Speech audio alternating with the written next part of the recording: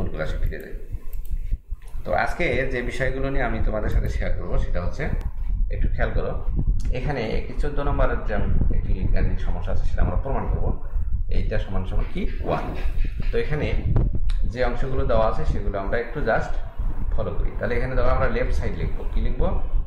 এখানে আমরা left side লিখবো, left hand side. Left hand সাইডে কি আছে? x to the power a by x to the power b to the power a plus x to the power b, x to the power c to the power b plus c, x to the power c, x to the power a to the power c plus c। তো এরপরে দেখো আমরা base একটা নেব, a minus b, বিয়োগ ভাগ থাকলে কি হয়? বিয়োগ হয়ে যায় পাওয়ার, আর পাওয়ার আছে a plus b into x to the power b minus c to the power b plus c, x to the power c minus a to the power c plus a। তো x to the power কি করতে পারি আমরা? a minus b a plus b, a square minus b square. তোমরা জানো into থাকলে পাওয়ার গুলো যোগ হয়ে যায়, তাহলে b minus c b plus c, তাহলে কি হয়? b square minus c square plus c minus a c plus c, তাহলে কি হয়? c square minus a square. তো এখানে আমরা a square c square b square কেটে দিলাম, তাহলে কি থাকবে? x to the power 0 equal 1 equal right. তো আমার মনে হয় তোমরা বুঝতে পেরেছো, হ্যাঁ, ইজি ধরনের অঙ্ক। তাহলে আমরা কি করেছি?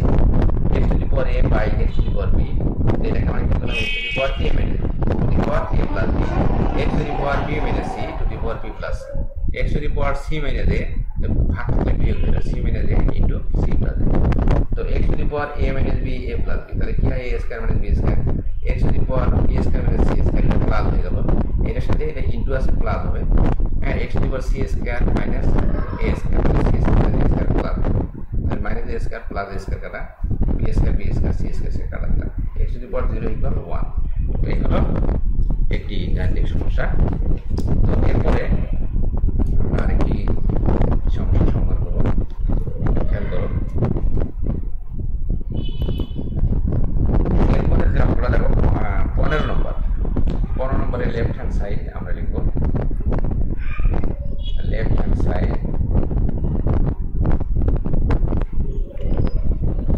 আমরা কি দিতে পারছি?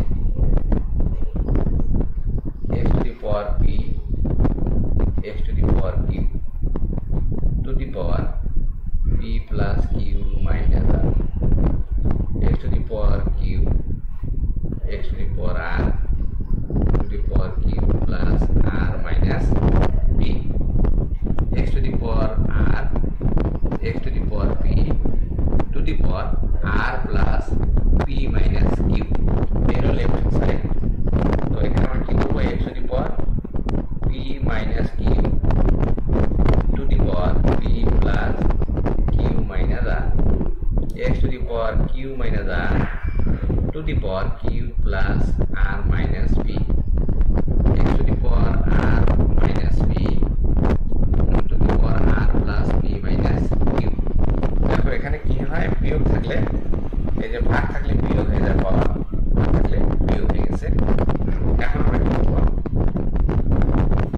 x to the power, এটা গুণ করে দেব। দেখো p দিয়ে গুণ করলে p square plus p cube minus pr, তারপর q দিয়ে গুণ করলে কি হবে? p cube minus q square plus q।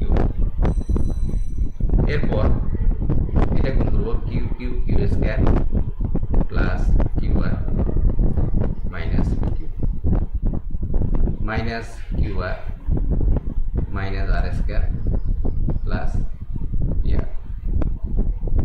আরেকটা হচ্ছে x to the power r square plus pr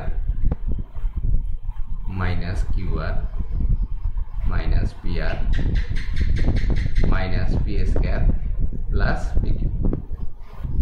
এরপর আমরা কি করব? x to the power সবগুলোকে, তো এখানে দেখো একটা জিনিস কাটা যায়, pq কাটা যায়, এখানে qr কিউ আর কাটা যায় এবং এখানে যায় পি আর কাটা যায়।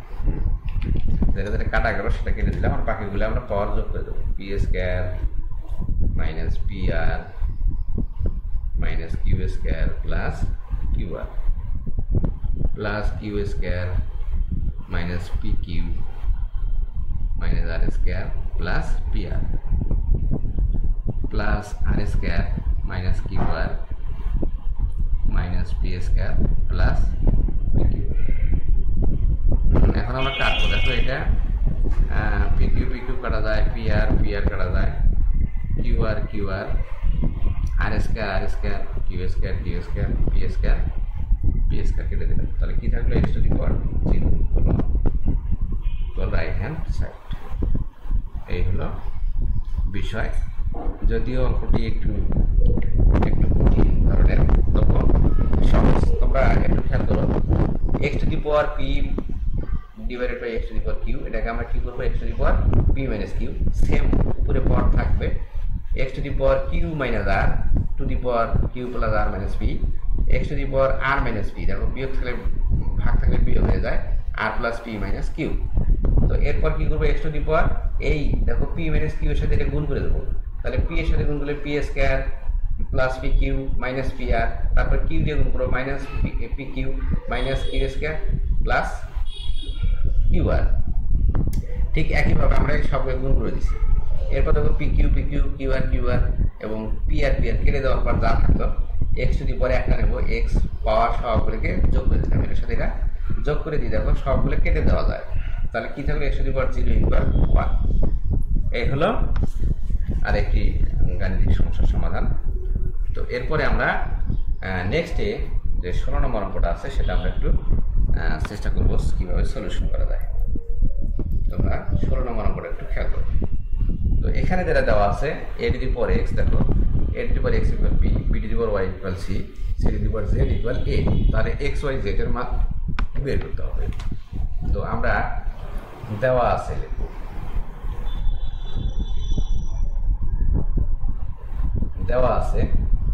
এ to the power x equal কি? B, b to the power y equal c, c to the power z equal এ। বা আমরা সি এর মানটা দেখো, এখানে সি এর মান আছে B to the power Y, C এর পরিবর্তে B to the power Y, তার উপরে জেড আছে দিলাম ইকুয়াল এ, বা B to the power Y Z গুণ করে দিলাম ইকুয়াল এ। এরপর দেখো B to the power, B এর মান কি? A to the power X, A to the power X to the power Y Z equal এ।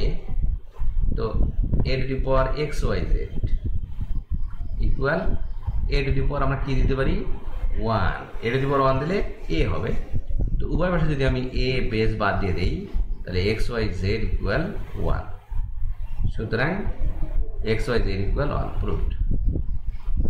দেখো আমার যে টার্গেট সেটা কিন্তু আমরা করতে পেরেছি। আমরা কিভাবে করলাম অঙ্কটা? হ্যাঁ, একটু খেয়াল করো আমরা অঙ্কটা কিভাবে করলাম। A to the power x equal b, b to the power y equal c, c to the power z equal a. তাহলে আমরা সি এর মান দেখো, সি এর মানটা হচ্ছে B to the power Y, তাহলে সি এর মান আমরা বসাই দিলাম B to the power Y, তারপর জেড আছে দিলাম, তাহলে B to the power Y Z. এখন বি এর মানটা কত? A to the power X. তো এই বি কে উঠাই দিয়ে A to the power X, তারপর ওয়াই জেড ইকুয়াল 1 এ।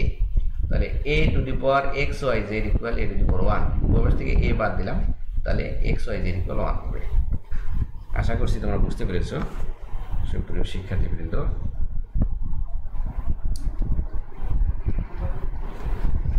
তো এতক্ষণ থেকে আমরা যে ক্লাসগুলো করলাম, যে গাণিতিক সমস্যাগুলো করলাম, আশা করছি তোমরা খুব সুন্দরভাবে বুঝতে পেরেছো। আজকের ক্লাসটি দেখার জন্য তোমাদেরকে সবাইকে অনেক অনেক ধন্যবাদ। পরবর্তী ক্লাস দেখার আমন্ত্রণ জানিয়ে আমি এখানে শেষ করছি। আল্লাহ হাফেজ।